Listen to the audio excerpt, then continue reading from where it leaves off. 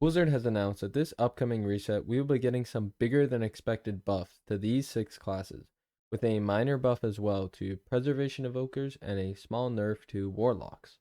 Blizzard released a blue post saying that based on some recent data, observation, and feedback from players, they intend to make the following adjustments during the next scheduled maintenance, which will be on Tuesday, June 6th for NA servers. I want to make it clear before I talk about any of the changes that some of them will not apply to PvP combat.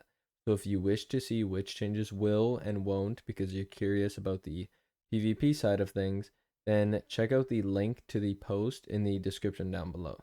Blood Death Knights will be getting a 8% increase to all of their damaging abilities. Feral Druids will have some changes that will basically, in short, be increasing the amount of stacks that they can gain from their 2 set tier bonus, but reducing the frequency of their 4 set triggering its effect. But it does give a larger stat increase. Now, what does this actually mean in the end for Feral Druids? After talking to some players from the Feral Discord, they are estimating that it is about a 0.5 to 0.7 damage increase, and I asked their opinion on it. They basically said that Feral's not performing the best right now, so they were definitely hoping for a bigger change, as they find their tier set is awkward and annoying to play with because it's hard to get full value of it while it feeling very undertuned. Preservation Evokers disintegrate damage will be getting a buff by 15%. Blizzard said that they want it to be a higher priority than Living Flame since it does have a higher essence cost.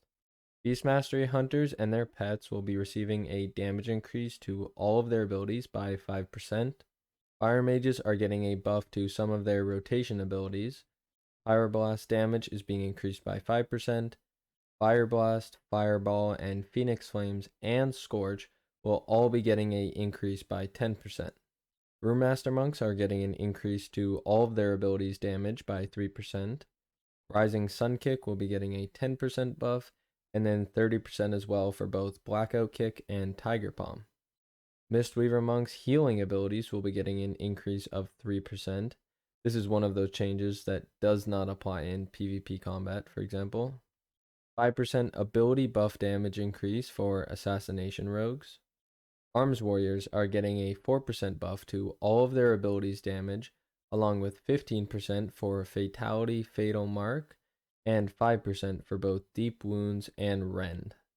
Blizzard said that the reason for these changes is because they believe that Arms Warriors are not performing as well as they would like in single target and low target count situations. Protection Warriors will be getting a flat 8% buff to all of their abilities damage, 10% increase for their auto attack damage, and Spell Block's duration will be at 30 seconds instead of 20 seconds. Thunderlord now causes each enemy hit by Thunderclap to reduce the remaining cooldown on Demoralizing Shout by 1.5 to 4.5 seconds, depending on how many targets you hit. Currently, it can be reduced by 1 to 3 seconds. Protection Warrior's damage and survivability, in Blizzard's opinion, is currently not performing as competitively with the other tanks, and that was the reason for these buffs. The only class to get a slight nerf is Warlocks. The cooldown of Amplify Curse is now 60 seconds instead of 30 seconds, and Teaching of the Satyr now reduces the cooldown of Amplify Curse by 15 seconds instead of 10 seconds. Blizzard said that the high frequency of Amplify Curse has been problematic in PvP combat, so its cooldown has been increased. These changes affect both PvE and PvP content. That's the last of the changes. If you are trying to gear up a new character, then you need to check out my video on a easy quest that you can do to get a 437 item level gear piece, or maybe check out my other video on how to get tier gear using the Revival Catalyst without even raiding.